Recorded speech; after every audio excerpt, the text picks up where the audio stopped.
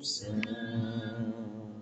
Tu me farás saber por onde eu devo andar, se o caminho da vida enxergar, a pleno gozo na tua presença, na tua destra,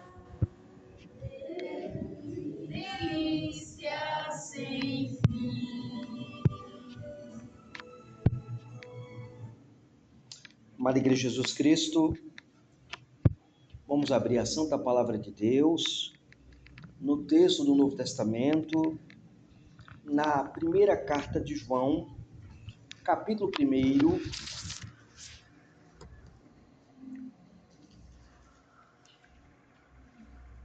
versículos de 1 a 4. O que era desde o princípio, o que temos ouvido, o que temos visto com os nossos próprios olhos, o que contemplamos e as nossas mãos apalparam com respeito ao verbo da vida. E a vida se manifestou a nós e temos visto, e dela damos testemunho, e vos-la anunciamos, a vida eterna, a qual estava com o Pai e nos foi manifestada. O que temos visto e ouvido, anunciamos também a vós outros, para que vós igualmente mantenhais comunhão conosco. Ora, a nossa comunhão é com o Pai e com o seu Filho, Jesus Cristo. Estas coisas, pois, vos escrevemos para que a nossa alegria seja completa. Ou em algumas traduções, como a vossa alegria seja completa. Vamos orar ao Senhor. Pai, graças te damos, ó Deus, porque aqui nós nos reunimos em torno da tua palavra, Senhor. E queremos, ó Deus, pedir a iluminação do teu Espírito para tudo aquilo que nós vamos ouvir nesta noite, tudo aquilo que nós vamos expor nesta noite. Nos auxilia com teu Espírito Santo, fala ao nosso coração através da tua palavra e nos guia, ó Pai, na verdade do Evangelho. Essa oração que nós te fazemos, em nome de Jesus Cristo. Amém e amém. Veja, o corpus de escrito de João, no Novo Testamento, é um corpus de ensino muito longo, muito extenso. Você tem o Evangelho de João, tem as 3 epístolas, 1 João, 2 de João e 3 de João, mais o livro de Apocalipse. Então você tem um arcabouço grande do ensino do Novo Testamento, ensinado pelo apóstolo João, o discípulo do amor, o apóstolo do amor, aquele a quem Jesus amava, diz a Escritura. Aquele a quem Jesus decidiu preservar para morrer de morte natural, porque os outros discípulos, todos eles tiveram mortes terríveis, mas João teve uma morte natural. Ele morreu já idoso na famosa ilha de Patmos, assim quando ele concluiu o escrito do livro de Apocalipse. Veja, a primeira epístola de João foi escrita em um contexto de crise doutrinária da igreja.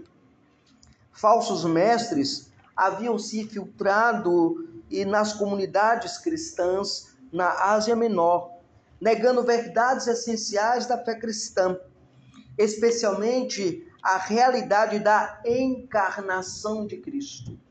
Deixa eu repetir de novo, tá, gente? Encarnação. Não é reencarnação. A reencarnação é uma doutrina espírita. Nós cremos na encarnação, ou seja, a ideia de Cristo assumir a forma de homem, a forma humana. Essa doutrina ela é importante para nós. Se você já leu História da Igreja, se não leu, deveria ler e aprender sobre ela. Tem várias obras muito boas de História da Igreja que vale a pena você ler. Você vai conhecer mais sobre esta questão. Dito isto, irmãos, nós temos aqui algo muito importante a ser colocado para nós. João, ele escreve como pastor e como apóstolo para preservar a igreja na verdade do evangelho. A segunda análise histórica aqui presente nesse estudo é a tradição cristã. Ela atribuiu a autoria da carta ao apóstolo João, sendo Éfeso o local da provável escrita da carta.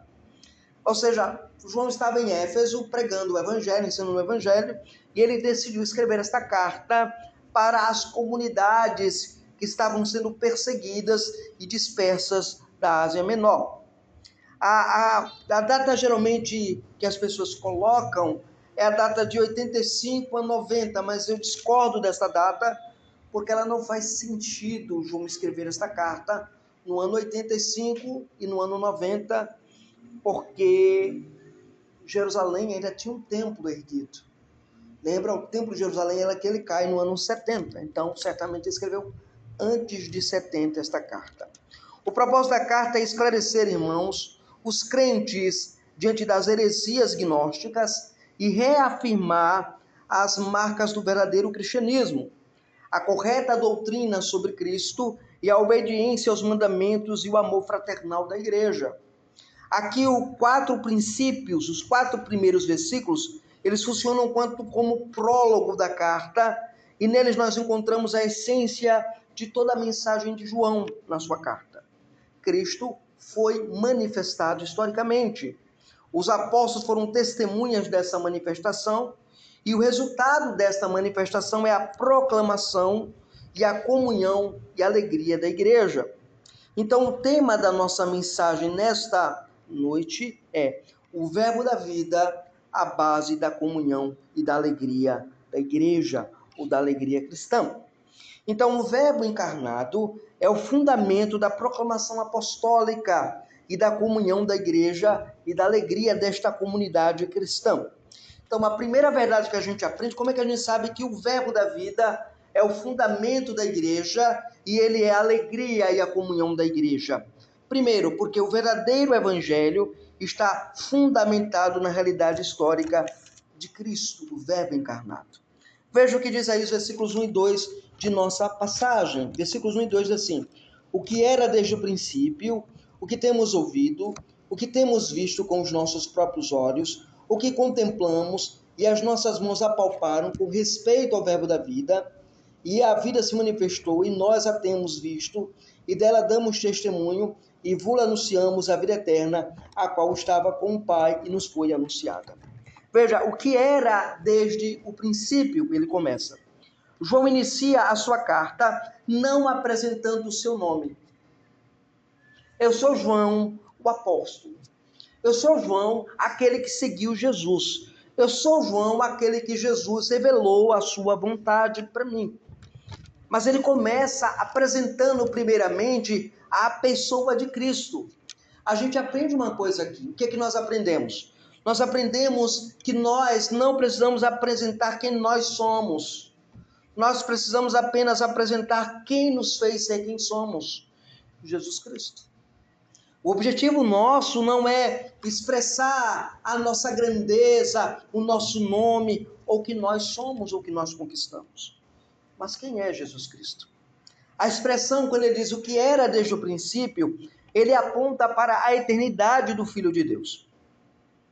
Então, o verbo grego usado aqui está numa forma verbal que indica uma ação, uma existência contínua. Cristo não começou a existir.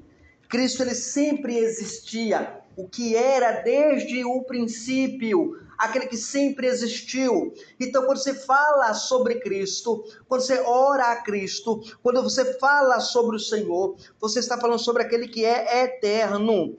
Contudo, este verbo eterno, ele entrou na história dos homens. Este Deus eterno, que estava lá no seu trono de glória, de realeza, de grandeza, ele decidiu entrar na história mortal dos homens. Ele decidiu vir estar conosco, caminhar conosco, chorar conosco, sofrer conosco, passar pelo que passou por causa de nós. E aqui ele diz, o que temos ouvidos. E aí, veja, esse verbo eterno entrou na história humana, porque ele diz assim, o que temos ouvido, o que temos visto com os nossos próprios olhos, o que contemplamos e as nossas mãos apalparam. Ele não é um verbo que ficou parado lá no céu, sem entrar na história, sem ter contato conosco. Ele quis ser tocado por nós, ele quis ser amado por nós, ele quis ser, de fato, sentido por nós. O João, ele acumula aqui evidências sensoriais para demonstrar que Jesus Cristo foi verdadeiramente homem. E aqui ele combate diretamente os falsos ensinos dos gnósticos da época que negavam a realidade da encarnação.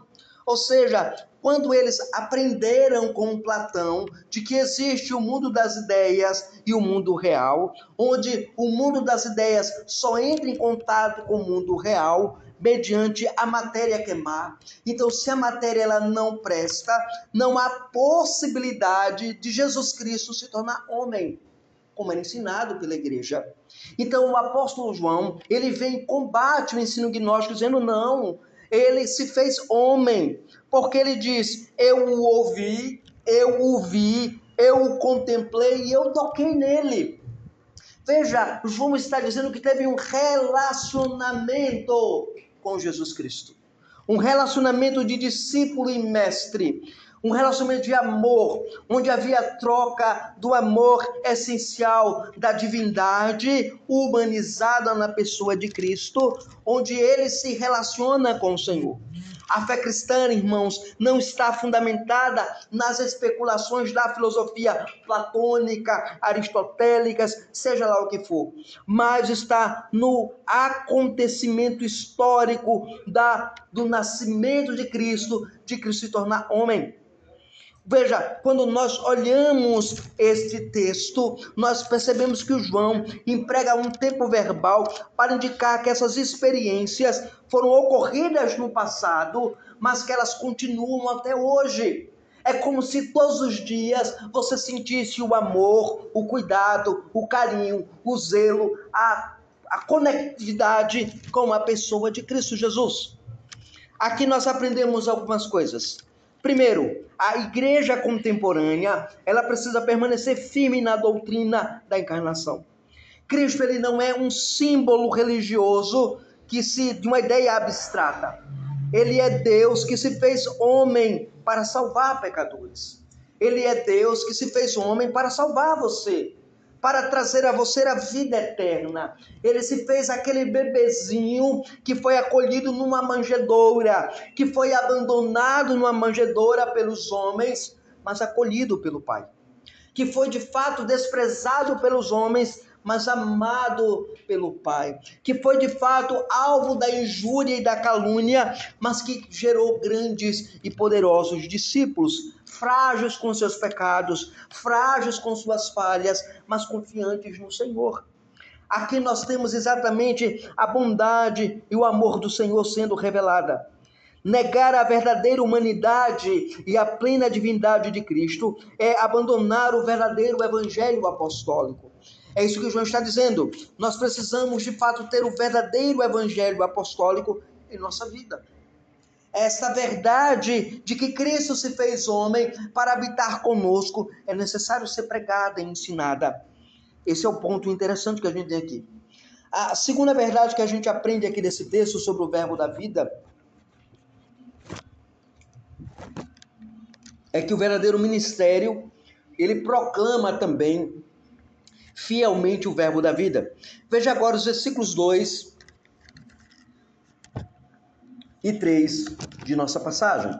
Versículos 2 e 3 de nossa passagem, diz assim: visto que se verdadeiramente se manifestou a nós, a vida que se manifestou verdadeiramente a nós, e nós temos visto, e dela damos testemunhos, e vos anunciamos a vida eterna, a qual estava com o Pai, e nos foi manifestada. O que temos visto e ouvimos, vos anunciamos também a vós outros, para que vós igualmente mantenhais comunhão uns com os outros. Aqui, quando você ler esta passagem, quando você nota o que essa passagem nos ensina, nós temos algumas coisas interessantes. Primeiro ele diz que a vida se manifestou e nós a vimos, e dela damos testemunhos e vos anunciamos. João utiliza dois verbos fundamentais. O primeiro verbo é o verbo testemunhar. Ele diz, nós testemunhamos. O segundo verbo é o verbo anunciar. Nós anunciamos.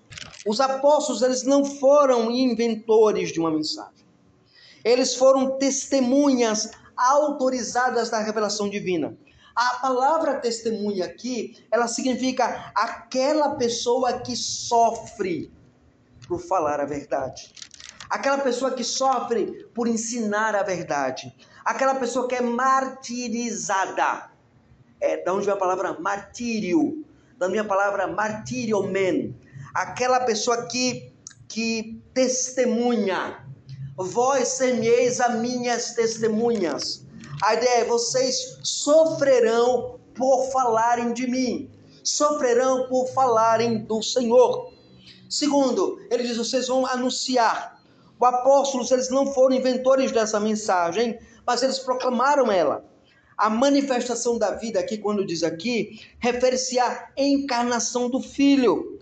Aquele que estava junto ao Pai, como no mundo para trazer a vida eterna aos homens. Conforme nós vemos aqui, a vida eterna que possuímos sob a possível causa da encarnação de Cristo. Aqui indica que a autoridade apostólica, ela repousa sobre o testemunho da igreja. Ou seja, por que você deve falar de Jesus? Por que você deve pregar Jesus? Por que vocês devem, de fato, falar de Jesus? Porque vocês são testemunhas de Jesus. Testemunhas do Senhor. Nós questionamos por que nós não somos efetivos em evangelizar. Porque nós esquecemos o que é testemunhar. Nós testemunhamos de Jesus no trabalho, na escola, no dia a dia. Nós esquecemos de proclamar quem é Jesus. Porque Jesus é de fato o que ele declara ser, o Deus encarnado. Os apóstolos, o que eles fizeram? Eles conviveram com Cristo, ouviram os ensinamentos de Cristo, presenciaram os milagres do Mestre, contemplaram a sua morte, testemunharam da sua ressurreição. Veja, e quando nós olhamos para os apóstolos, nós perguntamos, e como é a igreja hoje? Veja, entendam, nós precisamos viver desta maneira. A pergunta é, você convive com Cristo? Você dirá para mim, pastor, mas Jesus já morreu, ressuscitou. Mas a minha pergunta não é essa. Você convive com Jesus? Você acorda com Cristo? Toma café com Ele, anda com Ele, estuda a Bíblia com Ele, vai à escola com Ele, vai ao trabalho com Ele. Você convida Jesus Cristo para ser o seu caminhar, o seu amigo da jornada. Você convive com Ele, você tem uma intimidade com Ele, você de fato nutre um conhecimento e uma comunhão com o Senhor, ou você só conhece Jesus Cristo da historinha bíblica? Você conhece o Jesus apenas do cinema? O Jesus do Mel Gibson ou o Jesus do The Chosen? Qual Jesus você conhece? Qual Jesus você convive? Veja, os apóstolos dizem aqui no texto, João está dizendo que ele viu, ele contemplou, ele olhou, ele viveu, ele apalpou, ele tocou, mas ele conviveu com Jesus. Não é diferente de nós hoje, embora não fisicamente Jesus esteja em nossa vida, mas Ele está espiritualmente em nossa vida. E se Ele está espiritualmente em nossa vida, nós devemos nutrir uma comunhão com Ele. Lembre-se da união mística com o Senhor. Lá no capítulo 15 do Evangelho de João, João diz que há uma unidade entre a oliveira e os ramos. Entre a oliveira e os galhos, Jesus diz assim, eu sou a oliveira e vocês são o quê? Os ramos da oliveira. Mas qual ramo é você? O que produz fruto ou que não produz nada? O que tem comunhão com Ele ou que não tem comunhão com Ele, mas não vive para Ele? Lembre-se, naquela passagem, Jesus lembra que aquele ramo que não produz nada, Ele corta e lança no fogo. Qual ramo é você? Qual convivência você tem com Cristo? Já pensou sobre isso? A segunda questão é, eles ouviram os ensinamentos de Jesus. Ele diz, nós o ouvimos. A pergunta é, o que você tem ouvido de Cristo e tem aprendido? Você tem praticado, de fato, os ensinamentos do Mestre? Você tem aprendido de Jesus e tem praticado o que Jesus ensina? Ou você apenas ouve no domingo e joga fora? Você diz, isso não é para mim, isso é para fulano que faltou no culto hoje. Isso aqui era para Beltrano, porque Beltrano deveria estar aqui no culto hoje para levar essa lapada da palavra. Não, é para você. Não é para fulano que não veio. É para você que está aqui nesta noite. É você que diz que é crente e que ama o Senhor. Entenda, você está ouvindo o ensino do Evangelho. É seu papel particular praticar o ensino do Evangelho. Uma outra questão que você percebe aqui no texto é que ele contemplou, diz o texto, eles contemplaram o verbo da vida, eles presenciaram os milagres de Cristo. Quantos milagres você presenciou na sua vida durante o ano? Até agora, quantos milagres você pôde perceber do Senhor? E quantas vezes sua boca abriu para glorificar o Senhor pelos milagres que Ele tem feito na sua vida? Será que a sua boca ela só abre para murmurar, para reclamar, para questionar a providência de Deus? Ou será que seu coração consegue abrir a boca e glorificar ao Senhor porque Ele é providente? Veja, e duas coisas que, veja, ele disse, o que nós vimos e o que nós contemplamos. Notou isso? O que nós vimos e o que nós contemplamos. Para nós, olhar e contemplar é a mesma coisa, não é? Você olhou, você contemplou. Não, no texto original não é a mesma coisa. Olhar é no sentido de você fixar a atenção em um dado momento. Mas contemplar é você copiar aquilo que você vê. É essa ideia. A palavra original, quando diz assim, o que nós vimos, é a palavra que vem da raiz de oftalmólogo. Aquele, o chamado oculista, que faz você olhar e ver determinados objetos. Mas quando ele diz contemplar, a ideia é aquela pessoa que está investigando os céus. Um telescópio. Sabe? É essa ideia que você tem no texto. Então, o que eles contemplaram? A morte de Cristo. A morte do Mestre.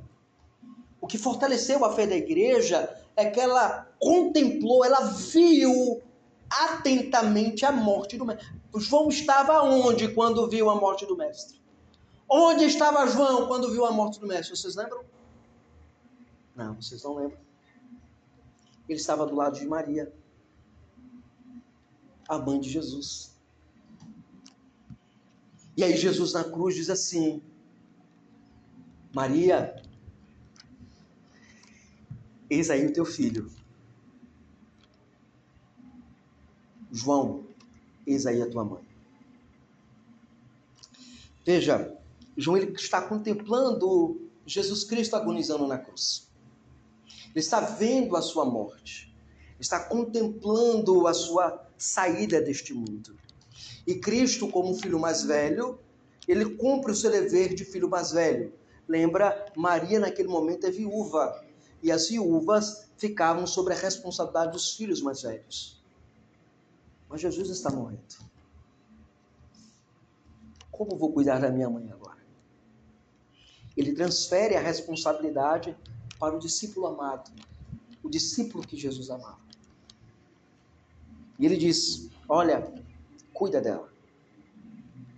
Por isso que João disse que os nossos olhos contemplaram. Veja, eles não viram apenas Deus na cruz. Ele viu um filho morrendo na cruz. Ele viu aquele que ama mesmo na hora da dor. Aquele que não esquece mesmo na hora da morte. É isso que você percebe lendo esse texto. Então o apóstolo João, ele lembra isso. Ele coloca isso de maneira muito clara para nós. Eles testemunharam eles não apenas contemplaram, mas eles sim, nós testemunhamos. E aí o que ele testemunha? Qual é o testemunho da igreja? O testemunho da igreja não é dizer assim: olha, Jesus é bom porque ele me deu um bom emprego. Jesus é bom porque ele me deu um carro do ano. Jesus é bom porque me deu uma conta gorda, um salário gordo. Não! Eles não testemunhavam disso. Eles testemunhavam da ressurreição. Eles diziam: olha, Jesus Cristo morreu, mas ele ressuscitou. Veja que coisa linda você tem no Evangelho. Ele ressuscitou, ele levantou dentre os mortos. Você deve crer nisso. Jesus Cristo, você como discípulo, você testemunha da ressurreição do Senhor. Qual aplicação nós temos aqui desse texto e levamos para a nossa vida? Primeira aplicação que eu quero colocar para você, guarde no seu coração, leve para o resto da sua vida como crente. A missão da igreja não é adaptar a mensagem às preferências culturais do momento que vivemos. A sua missão não é adaptar a mensagem do Evangelho. É um erro quando eu venho ao púlpito e tento pensar assim: como é que eu vou colocar isso?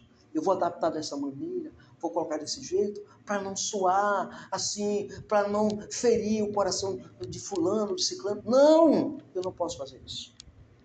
Eu preciso apenas pregar o Evangelho.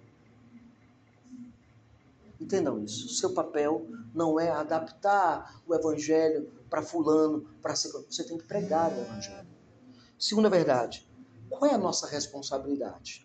A nossa responsabilidade, ela é proclamar fielmente aquilo que recebemos dos nossos apóstolos, conforme está nas Escrituras. A mensagem apostólica, a mensagem dos apóstolos é proclamar aquilo que está escrito. Não invente mensagem, não invente moda. Proclame Jesus. A terceira verdade é que a igreja ela não cria o Evangelho. Esse é o maior erro nosso. É nós acharmos que nós criamos um Evangelho palatável, agradável. Paramos de falar de pecado, paramos de falar de roubo, de adultério, de crime, de furtos, de enganos. Porque nós acabamos criando um Evangelho. A igreja, ela não cria Evangelho, ela apenas o anuncia. Você não cria a mensagem, você proclama a mensagem. A terceira verdade que nós aprendemos está aí no versículo 3º, na parte B dele. A terceira verdade sobre o verbo da vida é que o Evangelho produz comunhão verdadeira. Veja o versículo 3, parte B. Para que vós igualmente mantenhais comunhão conosco. Veja, o propósito da pregação, da proclamação dos apóstolos, não é meramente transmitir informação teológica. O púlpito, ele não é uma escola de seminário. Ele não é uma escola de teologia sacra. Embora exista teologia naquilo que ensina. O que é teologia? É um ensino sobre Deus. Então tudo que você fala é teologia. Se você falar sobre Deus, é teologia. Se você pensar sobre Deus, é teologia. Em certo sentido, o púlpito transmite o conhecimento teológico e deve fazer isso. Mas não é uma aula de teologia. Há muita coisa que eu prego aqui que eu não ensino, muito do que eu falo aqui não é uma aula de teologia. Embora para muitos de vocês pareçam. Não é. Veja aqui o que é importante para a gente aqui, irmãos. O propósito da proclamação apostólica não é meramente a transmitir informação teológica. O Evangelho, ele visa para a igreja produzir comunhão.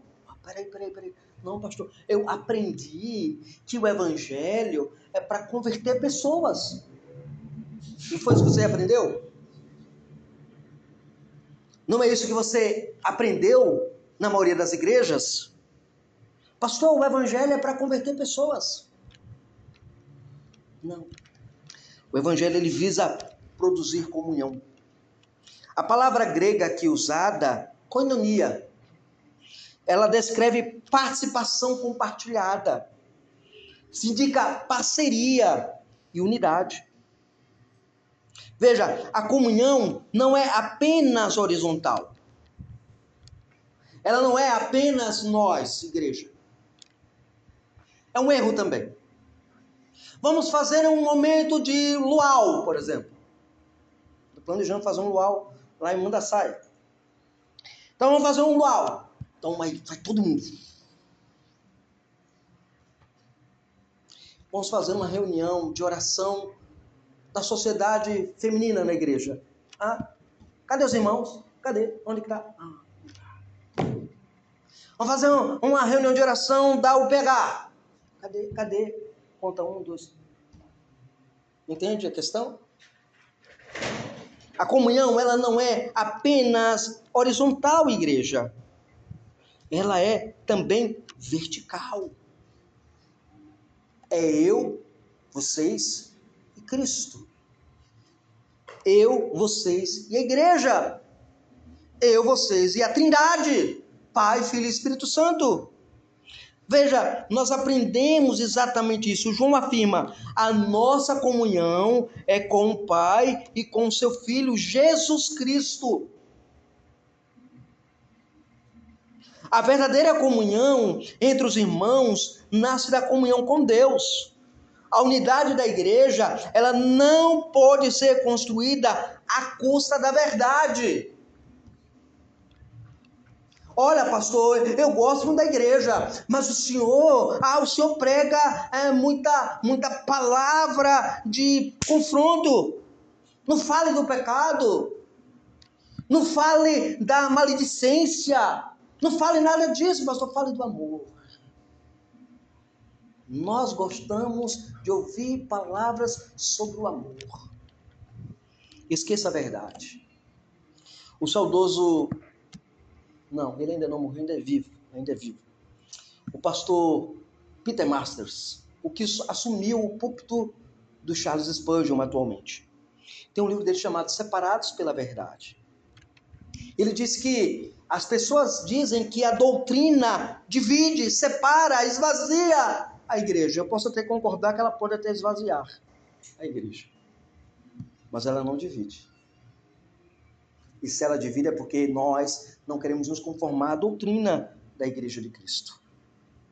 A unidade da igreja não pode ser construída à custa da verdade do Evangelho.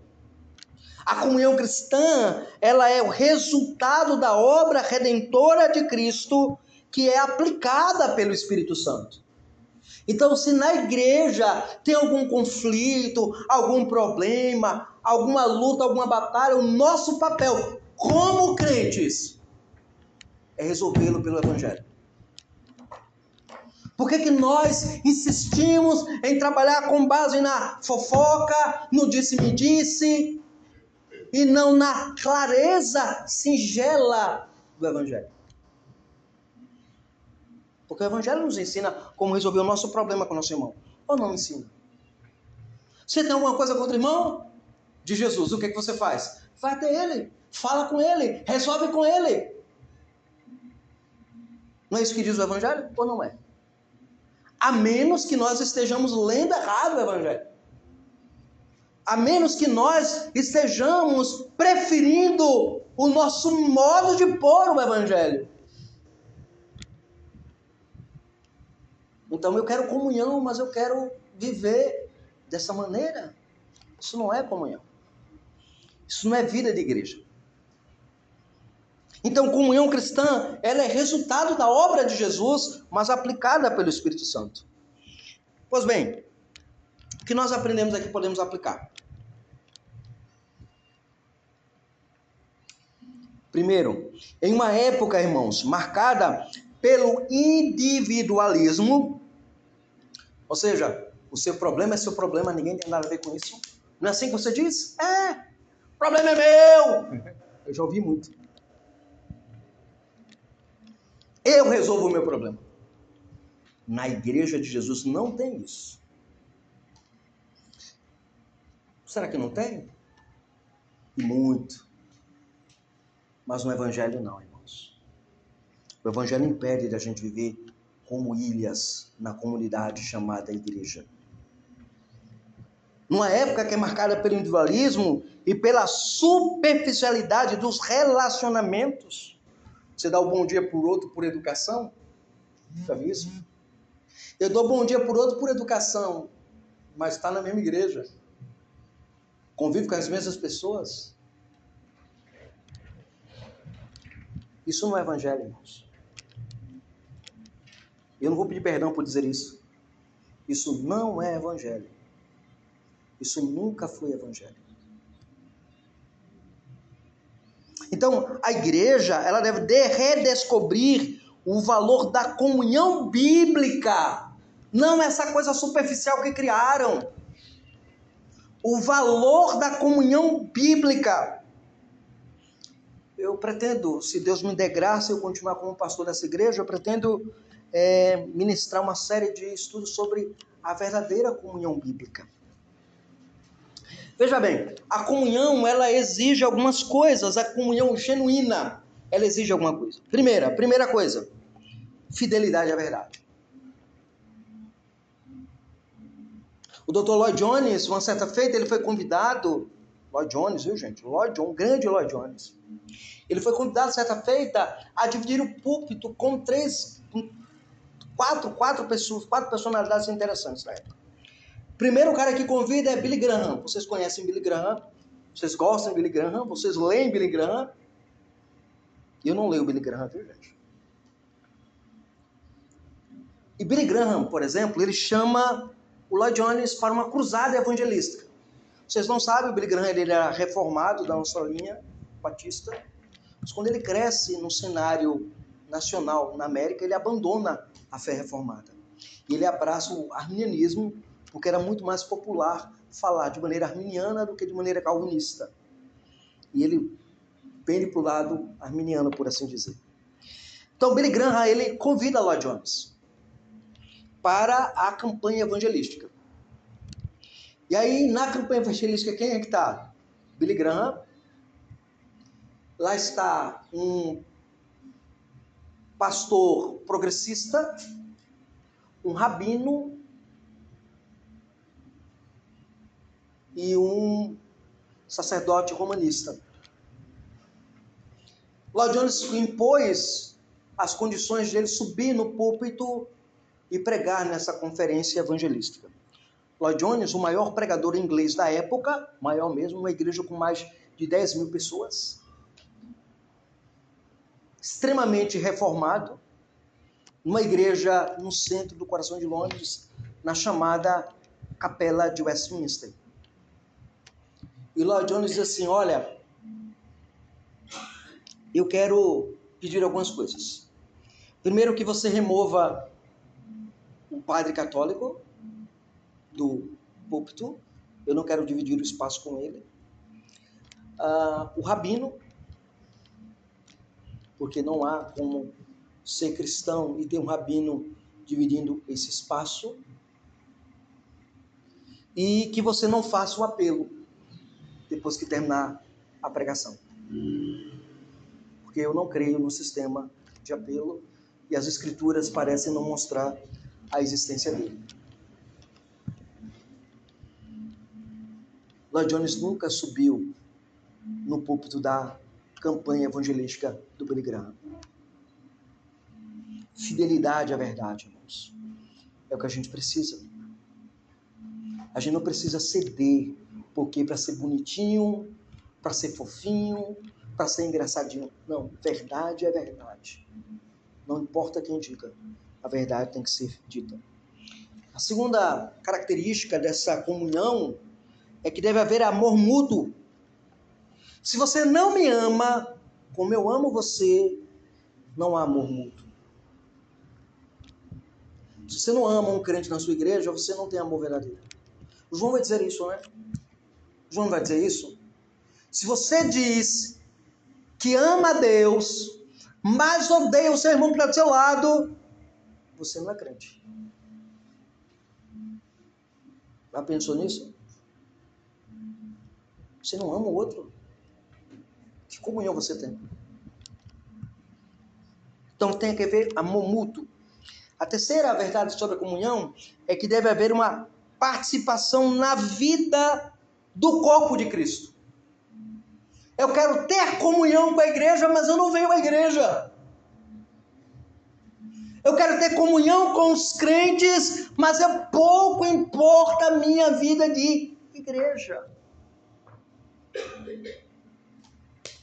Eu venho um domingo sim e 8 não. Por quê? Por que nós somos assim? Na igreja primitiva havia uma coisa chamada festa do ágape. Aqueles que advogam que a festa do ágape acontecia antes da ceia. Eu discordo disso, tá? Essa interpretação acho que ela é esdrúxula. Mas há evidências da festa do ágape. Era uma festa onde todos os crentes, imagina, ia na casa de trocava, né? Na segunda-feira ia na casa da irmã Jéssica. Terça-feira na casa da irmã Núbia. Na quarta-feira na casa da irmã Luísa. E assim ia. Então, a igreja, ela tinha comunhão. Uma vida de comunhão. Judas vai dizer isso. Judas vai dizer assim, olha, há aqueles que se intrometem no meio de vocês nas vossas festas de amor. Festa do ágape.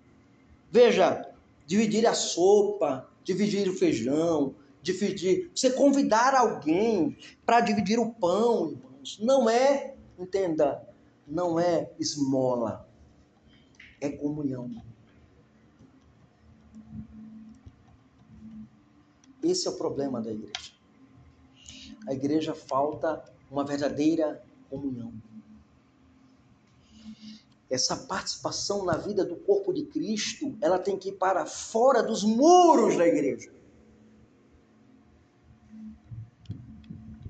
Eu venho de uma igreja onde terminava o culto, ninguém falava de futebol, ninguém falava de novela, ninguém falava da prova da segunda-feira, do trabalho de segunda-feira. Eu digo isso porque eu fui ensinado assim. E a nossa igreja fazia assim. Terminava o culto, ficava todo mundo na frente da igreja conversando sobre o sermão que ouviram, sobre o estudo bíblico, se programando para a reunião da SAF, da UPH, reunião de oração que tinha na igreja. E na frente tinha lá um biscoito, um café com leite. Todas as igrejas, por onde eu vi, né, vi que sempre foi assim. Eu posso até dar o exemplo da Escócia, claro que a gente não faz isso, mas na Escócia, por exemplo, terminou o culto, nós temos, as igrejas lá têm esses momentos, e tem lá o famoso uísque para beber, e não porque eles, não é porque a gente vai beber uísque, né, irmãos? É porque lá é quente mesmo. Mas a ideia é de expressar essa comunhão como comunidade, como igreja. Nós não temos isso. Cada um de nós é meramente individualista. E isso nós precisamos pensar. E não apenas a nossa igreja aqui. A igreja de Cristo brasileira parece que ficou assim. Veja, não existe espiritualidade autêntica, divorciada de uma vida comunitária. Eu quero ser um crente espiritual, mas longe da igreja. Longe dos crentes, longe dos santos, longe do povo de Deus. Irmãos, isso não existe. Isso é sem nexo. Isso é sem percepção bíblica. A quarta verdade, última que nós aprendemos no nosso texto, sobre esse verbo da vida, irmãos, que nós vemos no Evangelho, é que estas coisas, no versículo 4, é que o Evangelho conduz à alegria plena. Ele diz, estas coisas, versículo 4, pois vos escrevemos para que a nossa alegria seja completa. Veja, o objetivo final da proclamação apostólica da igreja é a alegria. A gente esperaria o quê? A glória de Deus. É claro que a glória de Deus é o alvo maior de tudo que nós vivemos. Mas não tem coisa melhor do que você ser uma pessoa alegre, feliz. Ou não é? O que diz a Bíblia? Bem-aventurado o homem que não anda segundo o conselho dos ímpios, não anda no caminho dos pecadores, não se assenta na roda dos escarnecedores, antes o seu prazer está na lei do Senhor e na sua lei medita de dia e de noite. Ou o Senhor Jesus dizendo, bem-aventurados os mansos de espírito, porque verão a Deus. Bem-aventurados os pobres de espírito, porque serão consolados. Os que choram, os que têm fome, tudo há bem-aventurança, feliz é. João, ele utiliza o particípio perfeito aqui, irmãos. Desculpem, eu não queria usar a gramática, mas é necessário usar a gramática como está no original. O particípio perfeito no grego é aquela ideia assim, uma ação passada com resultados duradouros para o resto da vida. Seria essa a ideia. Tá? E ele usa essa palavra para que, né, vossa alegria seja completa, a alegria seja completa. Essa ideia de completa aqui, irmãos, eu não vou falar a palavra, mas a ideia é de você pegar o copo de água e transbordar. Ficar sempre derramando água. Para que a nossa alegria seja permanentemente perfeita. Essa é a ideia. Seja completa, né? E veja, essa alegria não depende de quê?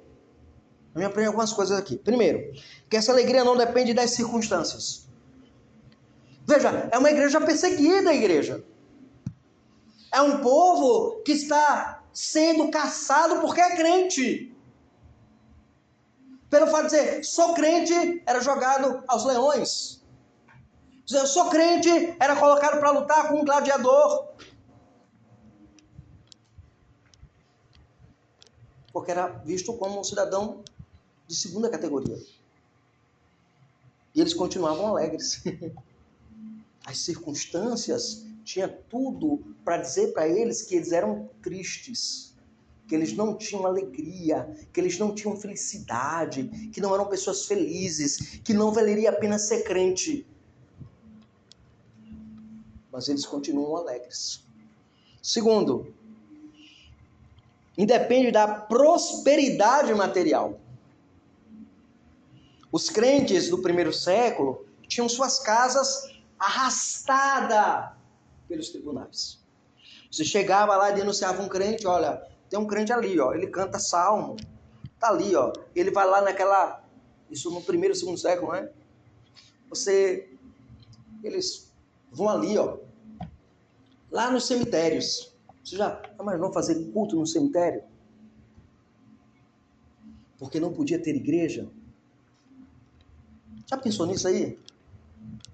Você entrar na catatumba lá e cantar os salmos na catatumba. E se escolhia o cemitério porque os pagãos tinham medo de ir nos cemitérios. É os crentes hoje, né? Tem medo no cemitério. É? Mas os pagãos é que tinham medo de ir no cemitério. Eles iam estrategicamente para os cemitérios, faziam culto, liam a escritura, cantavam os salmos, celebravam a ceia e pregavam.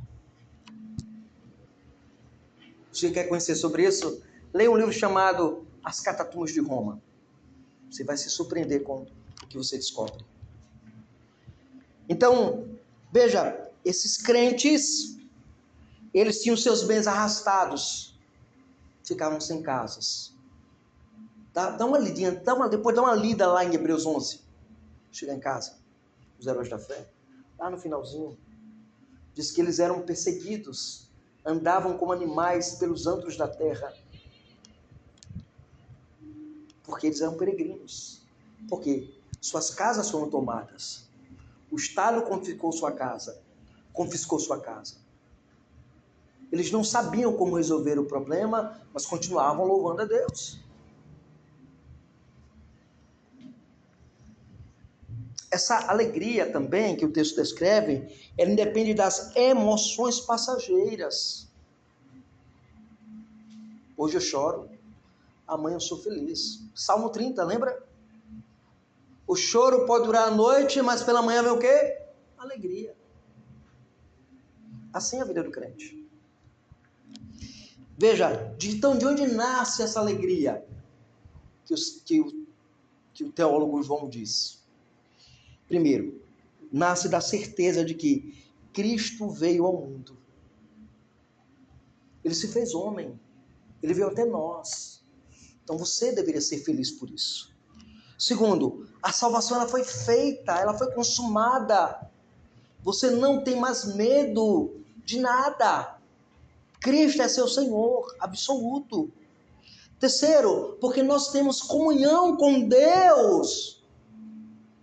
A minha alegria não está fincada neste mundo, porque a minha comunhão está com Deus. Lembra lá de Jeremias? Lá, Lamentações de Jeremias? Você gosta de ler a Bíblia? Lamentações de Jeremias? A minha porção é o Senhor. Olha que coisa linda. A minha porção é o Senhor. Porque para o judeu, o templo era a porção dele. Mas Jeremias vê o templo, a cidade destruída. E ele escreve, a minha porção é o Senhor. Ou seja, a sua comunhão com Deus faz você passar pelos altos e baixos da vida. Terceira verdade que nós temos aqui é que nós pertencemos ao povo da aliança. Nós somos um povo pactual. Deus entrou em pacto conosco através de Jesus Cristo. A igreja, ela não precisa de experiências místicas. Ela não carece de conhecimento avançado que o gnosticismo oferecia na época. A alegria da igreja, ela está fundamentada na mensagem da encarnação do Verbo Jesus Cristo, o Verbo da vida. Muito bem. Então, que verdade nós aprendemos aqui, aplicamos aqui desse último versículo? Primeiro, muitos buscam a alegria em experiências extraordinárias. Línguas, profecias, visões, revelações. Novidades doutrinárias. Você viu aquela doutrina ali que apareceu agora? Nossa, que doutrina maravilhosa. Como essa doutrina aí do teísmo aberto. Que não é nova não, tá? Ela já é velha. Outro dia eu estava vendo um vídeo do Rodrigo Silva que os presbiterianos gostam de ouvir. Rodrigo Silva é um herege. Rodrigo Silva diz assim, que prazer tem em orar a um Deus onisciente. Olha o que ele fala. Que prazer tem em orar a um Deus onisciente, que já sabe o que eu vou pedir a ele. Eu não quero um Deus onisciente, diz ele. Eu quero um Deus que eu consiga surpreendê-lo com minha oração.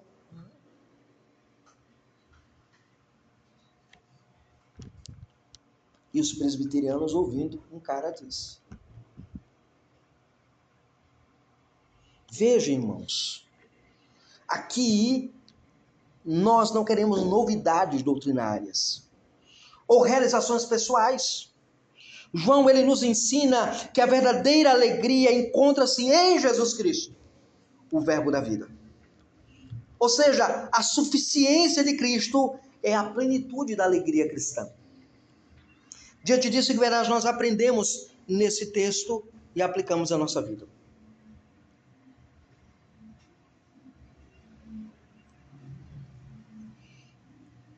Três grandes verdades nós aprendemos.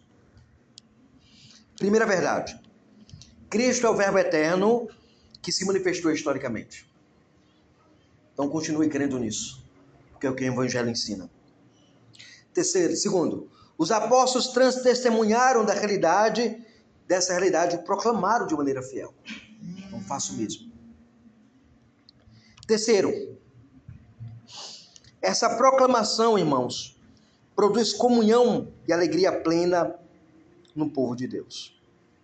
A igreja de todos os tempos, irmãos, de todas as épocas, ela é chamada a permanecer firme no Evangelho dos apóstolos. Nessa esperança nossa esperança não está nas novas revelações, nas experiências extraordinárias ou nos discursos sofisticados. Ela está naquele que desde o princípio é. Daquele que desde o princípio temos ouvido, daquele que vimos, que os apóstolos tocaram? Jesus Cristo, o verbo da vida. João diz: estamos escrevendo a vocês a respeito da palavra da vida, que ele existiu desde o início de tudo. Nós a temos ouvido e com os nossos próprios olhos temos visto, conforme o temos visto e ouvido, para que vocês estejam unidos conosco, assim como nós estamos unidos com o Pai e com o seu Filho, Jesus Cristo. A fim de que a nossa alegria seja plena. Você quer alegria plena? Continue amando Jesus Cristo. Continue crendo no Senhor. Não desista de ser crente. Que Deus continue mantendo você firme nos caminhos do Senhor, nos caminhos do Evangelho.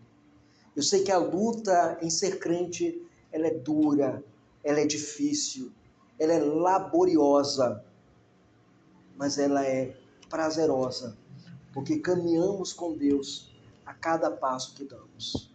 Há um cântico antigo que diz assim: a cada passo que eu dou na vida é um degrau a mais que eu dou aos céus. Que Deus possa manifestar graça em nossas vidas e que possamos continuar amando Jesus Cristo, o verbo da vida. Amém. Pai amado, obrigado a Deus porque nós estivemos aqui, ó Deus, ouvindo, ó Deus, o teu evangelho. Ouvindo, ó Deus, a tua palavra, Senhor. Que ela possa encontrar, ó Deus, abrigo em nossos corações. E que nós possamos, de fato, ó Deus, testemunhar e continuar testemunhando do Senhor. Obrigado por tua bondade. Obrigado por esta palavra, ó Deus, que nós ouvimos. Que ela possa, de fato, ó Deus, não apenas encontrar, ó Deus, raízes em nosso coração, mas que ela possa frutificar, ó Deus, para a vida eterna. Para que nós possamos, de fato, ó Deus, ter a certeza da tua graça sobre nossas vidas, dia após dia. Essa oração que nós te fazemos, em nome de Jesus Cristo.